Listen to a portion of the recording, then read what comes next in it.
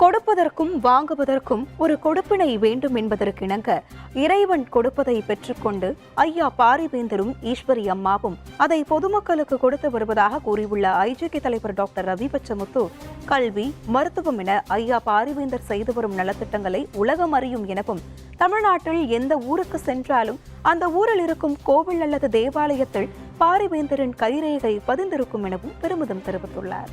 அப்பா செய்கிறது உலகத்துக்கே தெரியும். அது ஒரு பட்டியல் போடணுன்னா எத்தனை நாள் ஆகும்னு சொல்ல முடியாது. யாருக்கு வேணாலும் ஃப்ரீ எஜுகேஷன்ஸ் கொடுக்குறாரு, மருத்துவம் கொடுத்துட்ருக்காரு.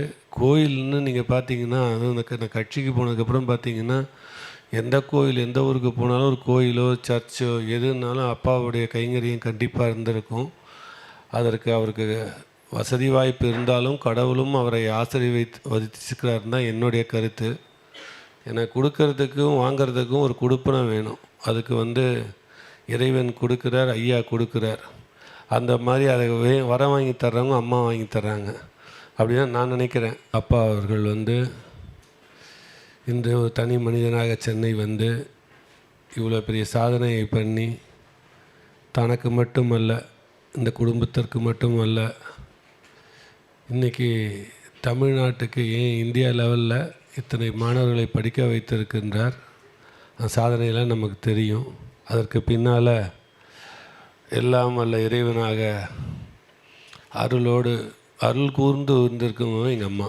இந்திய ஜனநாயக கட்சின்னா அப்பான்னு, அது உண்மையான்னு சொல்கிறத விட ஸ்ட்ராங்காக இந்த கட்சி வளரணும்னு நினைக்கிறது அம்மா.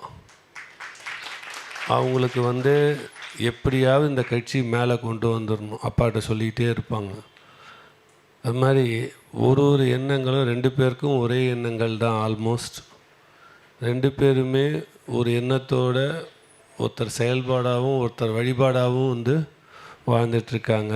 இது ஒரு தவமாக தான் நான் பார்க்குறேன்.